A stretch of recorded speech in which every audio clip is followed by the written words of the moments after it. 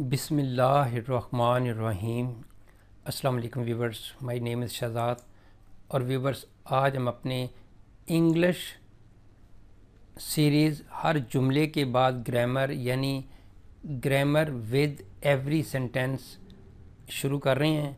Viewers, इस series का जो ऑब्जेक्टिव है वो आपके सामने है। आज इस सीरीज़ का जो लेसन नंबर 2 है वो स्टार्ट कर रहे हैं। मतलब यह है कि आपको इंग्लिश बोलना दिलचस्पी, इसमें सिंपल की इंग्लिश में दिलचस्पी आ जाना, वो इस सीरीज़ का ऑब्जेक्टिव है। फॉर्मेट इसका बहुत सिंपल सा है। सबसे पहले आएगा जी एक सेंटेंस, और उस सेंटेंस का फिर ट्रांसलेशन होगा। फिर उसके अंदर कुछ हम ग्रामर की कोई जो है ना वो टेक्निकल चीज़ बताएंगे।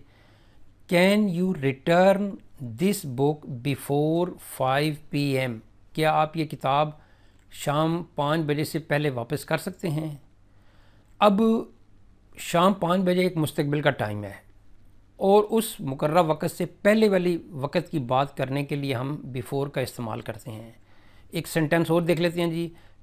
आई will return your money before next Monday या नेक्स्ट संडे। नेक्स्ट संडे मुस्तकबिल का टारगेट टाइम है, उस टारगेट टाइम से पहले की बात करने के लिए हम बिफ़ोर का इस्तेमाल करते हैं। यानी आप मेरी रकम इतवार से पहले, अगले इतवार से पहले वापस कर देंगे, मैं आपको इतवार से पहले आपकी रकम वापस कर दूंगा।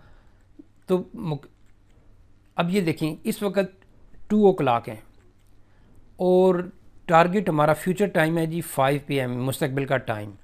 इसके दौरान का जो टाइम है वो है जी बिफोर टाइम मैंशनड। यानी इसको आप ऐसे भी कह सकते हैं, before means earlier than time mentioned. यानी वो 5 बजे का जो टाइम मेंशन किया है उससे पहले पहले वाला टाइम जो है ना, उसका बात करने के लिए हम बिफ़ोर का इस्तेमाल करेंगे। मतलब मैं कहूँगा जी मैं आपको किताब शाम तक वापस कर दूँगा, तो शाम से पहले पहले वो बिफ़ोर का इस्तेमाल करेंगे। आई will return your book before 5 o'clock, मैं शाम 5 बजे से पहले वापस कर दूँगा। आई will return this book in the evening, मैं आपको, तो इन द इवनिंग जो है वो टारगेट टाइम यानी शाम होने से पहले। तो बिफोर जो है वो इसका मतलब है अर्लियर देन टाइम मेंशन, यानी जो टाइम मेंशन किया हुआ है उस टाइम से पहले वाले टाइम की बात करना, वो बिफोर के ज़मरे में आएगा। नेक्स्ट है जी सेंटेंस नंबर 2। सेंटेंस नंबर 2 है जी, the police are investigating a murder. Police कत्ल की तहकीक कर रही है या तहकीकात कर रही है। पुलिस आर, पुलिस इज़ नहीं होगा। पुलिस वर, पुलिस वाज नहीं होगा। पुलिस हैव, पुलिस हैज़ नहीं होगा। क्योंकि पुलिस जो है वो एक कलेक्टिव नाउन है। पुलिस एक कलेक्टिव नाउन है, तो इसके साथ जमा का वर्ब लगेगा, यानी प्लूरल वर्ब इस्तेमाल होगा। इसकी हम एक एग्जांपल भी देख लेते हैं। एग्जांपल ये है जी कि the police has denied these allegations, और दूसरा फिक्र है जी the police have denied these allegation. यानी बाकी सब कुछ सेम है, सिर्फ पुलिस के साथ हैज़ लगाना है या पुलिस के साथ हैव लगाना है। तो जब पुलिस के साथ आप हैज़ लगाएंगे तो वो फ़िक्रा गलत होगा। पुलिस के साथ आप हैव लगाएंगे, हैव HAVE, तो ये फ़िक्रा दुरुस्त होगा, जिसका मतलब ये होगा कि पुलिस ने इन इल्ज़ामात की तरदीद की है। पुलिस एक कलेक्टिव नाउन है और इसके साथ सिंगुलर वर्ब नहीं लगेगा बल्कि प्लूरल वर्ब लगेगा। हैज़ नहीं लगेगा बल्कि हैव लगेगा। इसी तरह नेक्स्ट जो है सेंटेंस देखते हैं जी कि वो कौन सा है। I am going to start a business. मैं एक कारोबार शुरू करने लगा हूँ या करने वाला हूँ या करने जा रहा हूँ। अब करने लगा हूँ या करने जा रहा हूँ, इससे पहले आप रूल समझ लेंगे तो फिर आपको दोनों चीज़ें समझ आ जाएंगी कि इसका मतलब क्या है। गोइंग टू का ताल्लुक़ हमारे इरादों के बारे में होता है, जिनका फ़ैसला और तैयारियां हम पहले ही कर चुके होते हैं।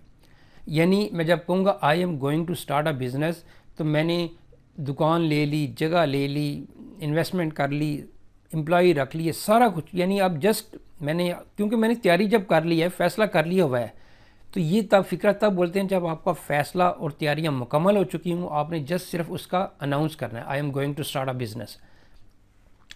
जब आप ये कहें अभी कोई तैयारी नहीं हो, कोई बात नहीं की हुई, बस जस्ट कह दिया होगा I will start a business, तो फिर आई विल बोलेंगे, यानी आपने इरादा शो कर दिया, लेकिन कब शुरू करना है, तैयारियां की हैं, इरादा बदल भी सकता है, लेकिन ये I am going to start a business मतलब तैयारियां, फ़ैसला, हर चीज़ हो चुकी हुई है, और अब आपने सिर्फ़ और सिर्फ उसके मतलब जो है वो स्टेप लेना है कि ये किस दिन शुरू करना है।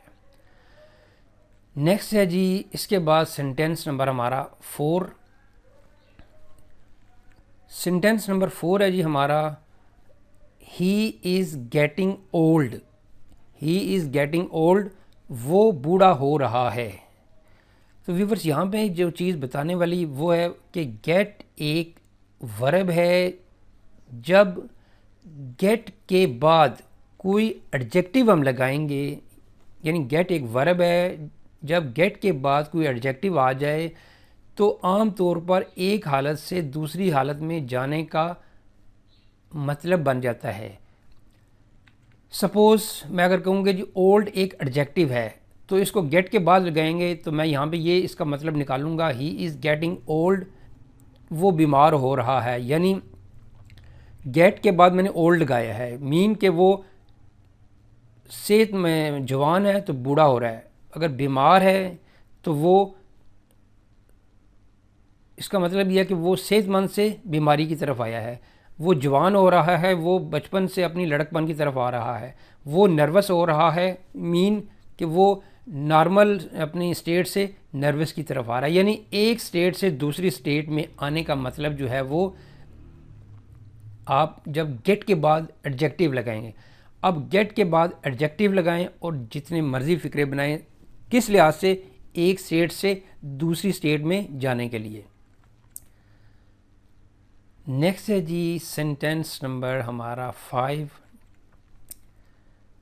London is the capital of the United kingdom. London बरतानिया का दारुल हुकूमत है।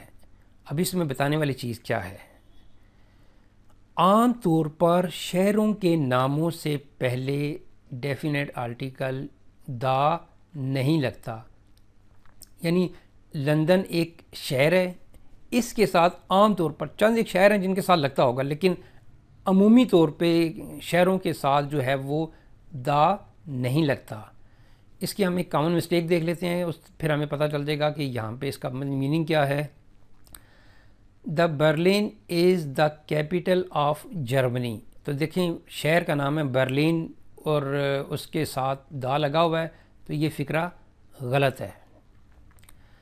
इसके बाद अगर मैं कहूँ कि जी इस फ़िक्रे को सही करना है तो Berlin is the capital of Germany, क्योंकि शहरों के नामों के साथ अपने डेफिनेट आर्टिकल नहीं लगाना, ये ग्रामर का रूल है। तो बग़ैर दा लगाएंगे तो वो फ़िक्रा ठीक होगा, शहर के साथ जो है वो दा लगाएंगे तो वो फ़िक्रा गलत होगा।